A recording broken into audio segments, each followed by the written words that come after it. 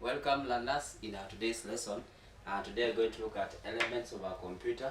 So when we talk of elements of our computer, basically we refer to what makes up our computer. And there are 6 elements of our computer. Number 1 is hardware. Number 2 is user. Number 3 is data. Number 4 is peripherals. Number 5 is procedures. And then lastly we have what we call software. We can start with hardware. So hardware are the physical components that make up a computer. The ones you can see, those ones you can touch, and those physical components include input devices, they include processor, they include output devices, they include storage. So each and every device performs a given task. For example, the input devices enable the computer to acquire data from the external environment through the help of a user.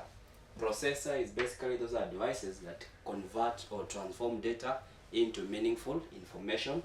Then output devices are those devices that display or disseminate or relay information to the external environment.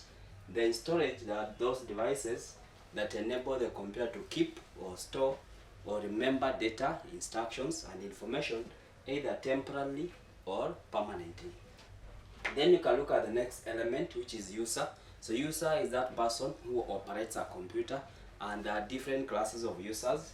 One, we can call what we call computer operator. So basically a computer operator is that person who has little knowledge on computers. He or she is meant to enter data into a computer by what we call programs. We can have what we call a programmer. So a programmer is a person who is able to come up with what we call knowledge that a computer hardware resource can use in solving a given program. So basically knowledge is same as what we call software or programs, and they command the hardware on how to perform a given task. Then another example of our use is known as what we call database administrator, and basically this user is able to set up data or basically organize data in an organized manner for easy retrieval and access. Another example of our user is what we call network administrator, and the work of this user is basically to set up and configure a network and monitor usage of resources on that given network. Then you can go to the next element, which is data. So data are raw facts. Anything entered into a computer is what we call data. For example, if we enter your admission number or your name is an example of data, and data is useless to the owner. Then number 4 is what we call peripherals. So peripherals basically are those physical devices which you connect external to the computer, basically to improve on how the computer functions.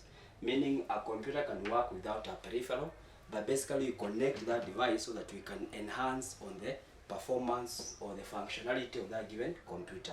For example, you can come up with a earphone or headphone, then you connect to a computer basically to ensure that we can be able to listen to music from that given computer.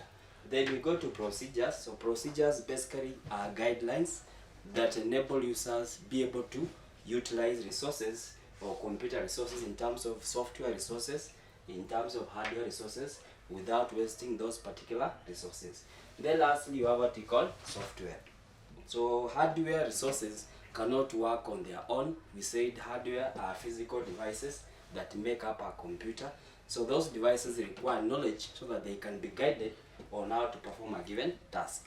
So software is same as programs, is same as knowledge that a human being can use in solving a given problem. So software is meant to guide the hardware resources on how to perform a given task or solve a given problem. So basically there are different classes of software, and we are going to look at this in our next class, which is what we call software components of our computer. So basically that marks the end of our lesson for today, which is elements of our computer. Then let's meet in our next lesson. Thank you.